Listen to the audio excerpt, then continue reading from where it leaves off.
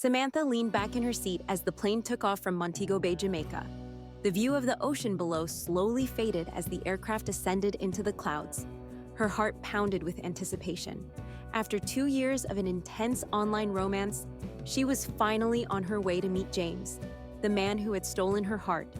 Her mother's worried face flashed in her mind. "Are you sure about this, Sam?" her mother had asked, clutching her hands tightly the night before. "Mama, I know it's scary, but I love him. He's different," Samantha had reassured her, forcing a smile even as nerves gnawed at her insides. "I'll be okay, I promise." The plane ride seemed to last forever, but Samantha was too excited to sleep. She replayed all the conversations she and James had shared, their dreams, their plans for the future, the promises he had made. "We'll finally be together," she whispered to herself, imagining his arms around her. When the plane touched down in London, a thrill ran through her. This was it. She was finally here. As she walked through the arrivals gate, her eyes searched the crowd, heart racing, and then she saw him, tall with that same charming smile she had fallen in love with over countless video calls. He held a sign with her name on it, just like they'd planned. "Samantha!" he called out, his voice warm and familiar. "James!" She rushed towards him, throwing her arms around his neck. The hug was tight, almost too tight, but she dismissed it as enthusiasm. "You're even more beautiful in person," James said, pulling back to look at her. His eyes scanned her face, his smile not quite reaching his eyes. Samantha blushed. "And you're exactly as I imagined." She felt a flutter of happiness, but there was something about his gaze that unsettled her, a fleeting darkness she couldn't place. "Come on, let's get you home," James said, taking her hand and leading her to his car. The ride started off pleasant, with James pointing out landmarks. But as they drove further from the city, Samantha's unease grew. "Where exactly do you live?" she asked, trying to keep her voice casual. "In the countryside, love. It's quiet, peaceful. You'll love it," James replied, his tone soft but with a strange edge. As they drove deeper into isolation, Samantha's heart began to pound. The bustling city was far behind them now, replaced by dense forests and winding roads. "Are we almost there?" she asked, unable to hide the tremor in her voice.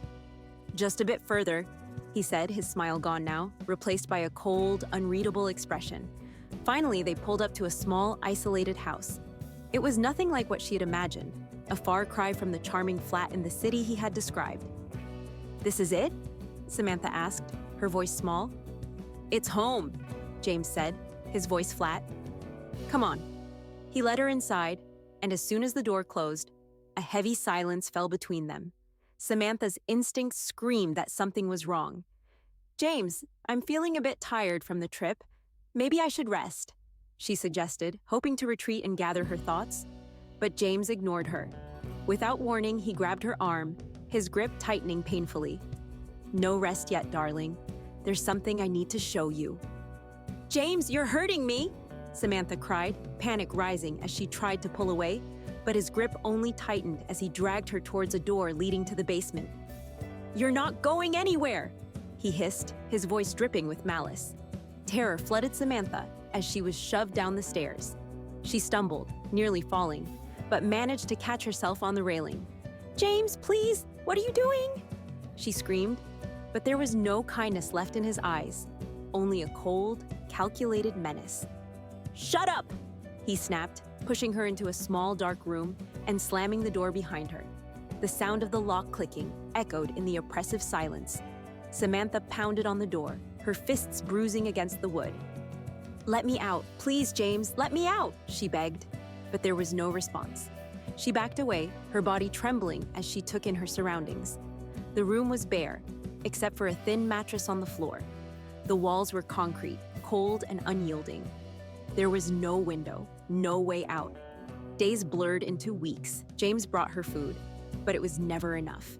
He watched her eat, his eyes cold and devoid of the warmth that she once believed in. "Why are you doing this to me?" Samantha would ask, tears streaming down her face. "Because I can," he would reply, his voice devoid of emotion. "You're mine, Samantha, no one else's."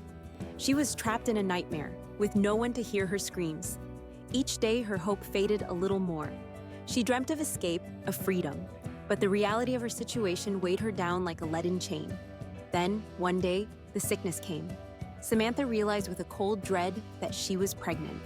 She had always imagined this moment would be filled with joy, but now it was a curse. James, however, was elated. "This is perfect," he said, a twisted smile on his face.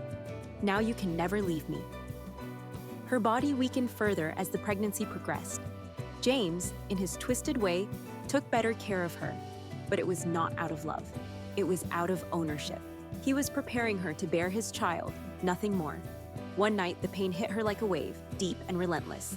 Samantha cried out, clutching her stomach, knowing something was horribly wrong. James was nowhere to be found. She was alone in the dark, the pain ripping through her.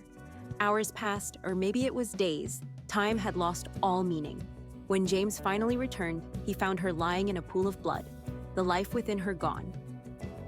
Thanks for watching. If you found this story as gripping as I did, don't forget to give it a thumbs up and share your thoughts in the comments below. Hit that subscribe button and ring the bell to stay updated with more thrilling content. See you in the next one. Goodbye.